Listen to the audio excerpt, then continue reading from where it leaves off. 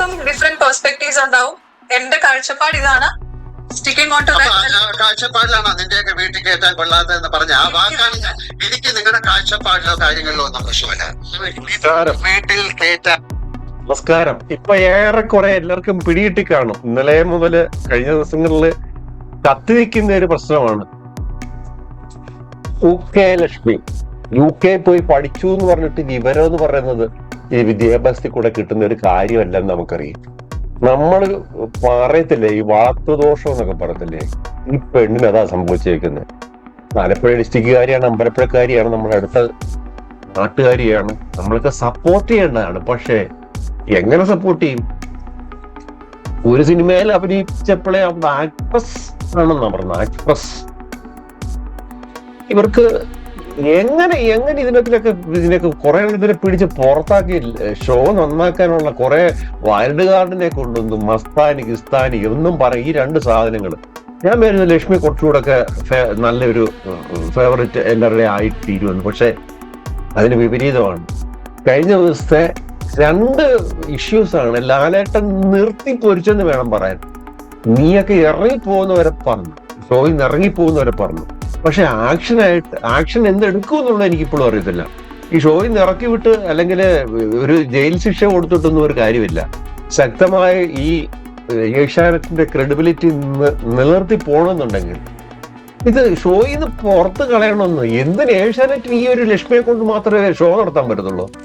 ലാലേട്ടനാണ് ഇപ്പൊ ഷോ കൊണ്ടുവന്നത്. ലാലേട്ടന്റെ ഓരോ ദിവസത്തെ ഇടപെടലുകളും ഓരോ അദ്ദേഹത്തിന്റെ മനസ്സിൽ നിന്ന് വാക്കുകളും ഇന്നലെ പറഞ്ഞല്ല. അദ്ദേഹത്തിന്റെ ഒരു അച്ഛനെന്ന്, അദ്ദേഹത്തിന് കൊണ്ട് രണ്ട് മക്കള്, ഒരു മകളെ എങ്ങനെ ശാസിക്കുന്നു അല്ലെങ്കിൽ ഒരു കുടുംബത്തെ എങ്ങനെ ഇടപെടുന്നു എന്നുള്ള രീതിയിലാണ് ലാലേട്ടന്റെ ഇന്നലത്തെ വർത്താനം. പിന്നെ ഈ ലെസ്ബിയൻ കപ്പിളാണെന്നുള്ള അറിയാതാണ്. എന്റെ മോൻ കാണുമെന്ന്, എന്റെ മോൻ കാണും ഷോ. മോനിത് കണ്ടു കഴിഞ്ഞാൽ വഴിപഴച്ചു പോവും. അതുകൊണ്ട് ഷോ നിർത്തി വെക്കണം. എങ്ങനുണ്ട്? ഇവിടൊക്കെ എവിടുന്ന് പിടിച്ചോണ്ട് വന്നു എനിക്കറിയത്തില്ല. നമുക്ക് മാനസികമായി പൊരുത്തപ്പെടാത്ത കാര്യം നമ്മളെ ഒരു ഷോയിൽ പോയി ഞാനിപ്പോ ഇവിടെ ഇരുന്ന് പോലും പറയുന്നത് ശരിയല്ല. ലെസ്ബിയൻ കപ്പിളാണ്, അത് അവരുടെ അവകാശമാണ്. നമ്മുടെ ജനാധിപത്യം എന്ന് പറഞ്ഞാൽ അതാണ്. എനിക്കതിനോട് യോജിപ്പൊന്നുള്ള ആളല്ല, പക്ഷെ അത് അവരുടെ അവകാശമാണ്. നമ്മളത് എത്ര എതിർത്തിട്ടും സുപ്രീം കോടതി പോയാലും അവരുടെ അവകാശം അവർ നേടിയെടുത്തവരാ. നമ്മളെന്തിനാ അതിനെ എതിർക്കുന്നത്? നമുക്ക് യോജിക്കാൻ പറ്റത്തില്ലേ, യോജിക്കണ്ട, അത്രേ ഉള്ളൂ. ഇതൊരു പൈസ കൊടുത്ത് ഏഷ്യാനെറ്റ് ഇവർക്കൊക്കെ 10,000-70,000 1 ലക്ഷം കൊടുത്ത് കൊണ്ടുവന്ന് ഷോ നടത്തുമ്പം ഇവർക്ക് ഇവരുടെ ഈ കാര്യങ്ങൾ പറയാനാണോ? എന്തായാലും ശരി, ഏഷ്യാനെറ്റിന് നല്ല ഇതായി കേട്ടോ, പേരായി, ഷോയ്ക്ക് പേരായി. നെഗറ്റീവ് വന്നാലല്ലേ നെഗറ്റീവ് വരുമ്പോഴേ ഷോയ്ക്ക് പേര് കൊടുത്തുള്ളൂ. അതുകൊണ്ട് തന്നെ ലാലേട്ടൻ കത്തിക്കേറി ഇതൊക്കെ എന്തോണ മൂടുപടം പൊളിച്ചെടുക്കുമോ എനിക്ക് അറിയത്തില്ല. ശരി, ഈ പിന്നെ ലാലേട്ടൻ ചോദിക്കുന്നു നിങ്ങൾക്ക് എന്താണ് ബുദ്ധിമുട്ട്, അവരെ. പക്ഷേ ലക്ഷ്മി അതിൽ ഉറച്ചു നിൽക്കാൻ എപ്പോഴും എന്റെ വാദം അങ്ങനെയാണ്. പെർസ്പെക്റ്റീവ് എന്നും പറഞ്ഞു. പെർസ്പെക്റ്റീവ് എന്താ പെർസ്പെക്റ്റീവ്? ഓരോരുത്തർക്കും ഓരോ വ്യൂ കാണും. അത് നമുക്ക് ഈ വിരോധാഭാസമായ കാര്യങ്ങൾ ബിഗ് ബോസിൽ പറയുന്ന പറഞ്ഞാൽ ഏതായാലും ശരി നിർത്തി ഉരുകി. പിന്നെ മസ്താനിയും പൊക്കി. മസ്താനിയും ഈ പല രീതിയിലും ഈ പറഞ്ഞതാണ്. പിന്നെ അക്ബറിന്റെ പ്രശ്നം, അക്ബറിനെ പിന്നെ മടി കയറിയിരിക്കുമെന്ന് പറഞ്ഞപ്പോഴത്തേക്ക് ഭയങ്കര തമാശ രീതി പറഞ്ഞു. ഒരു വഴക്കിട്ടിട്ട് നിന്റെ മടി കയറിയിരിക്കുമെന്നൊന്നും പറഞ്ഞിട്ടില്ല. എന്താ നിന്റെ മടി കയറിയിരുന്നോ എന്നാ ചോദിച്ചാ ടാസ്കിനിടയിലുള്ള ഒരു ചോദ്യമാണ്. അതൊക്കെ നിസ്സാരമായിട്ട് ഒരു വിടേണ്ട കാര്യങ്ങൾ കുത്തി നോക്കി ഒരു കോണ്ടന്റ് ഉണ്ടാക്കാനുള്ള ശ്രമം നടത്തുന്ന ലക്ഷ്മിക്ക് എന്തായാലും ശരി വോട്ടിങ്ങിന് ഒന്നും കയറി വരത്തില്ല. വോട്ടിങ്ങിനൊക്കെ അനുമോളാണ് ഫസ്റ്റ്. അനുമോക്ക് നല്ല ഫാൻസാണ്.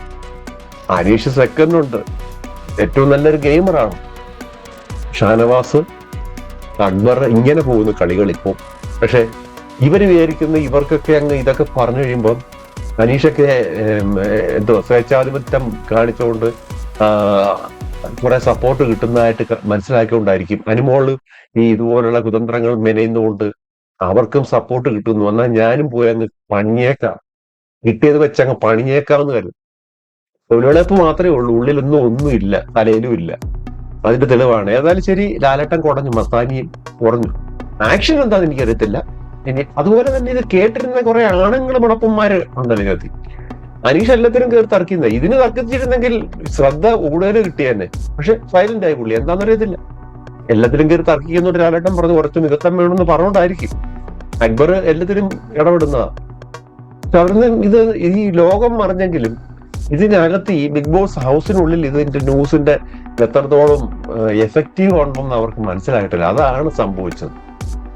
ഇത് ലോകം ബിഗ് ബോസ് ഹൗസിനുള്ളിലെ പ്രശ്നമല്ലായിരുന്നു. ചെറിയ രീതിയിൽ വന്നത് വെളിയിൽ ലോകം എടുത്ത് മലയാളികളും മറ്റ് ഏഷ്യാനെറ്റ് കാണുന്നവരും എടുത്ത് പ്രശ്നം ഉണ്ടാക്കിയതാണ്. പിന്നെ ലാലേട്ടനെ കൂട്ടം ഏഷ്യാനെറ്റിനോട് പ്രതികരിക്കാതിരിക്കാനോ അതിന് ചുമ്മാതെ തള്ളിക്കാണാനോ പറ്റത്തില്ല. എന്തായാലും ശരി, ലക്ഷ്മി മസ്താനി ഫ്യൂസായി എന്ന് വേണം പറയാൻ.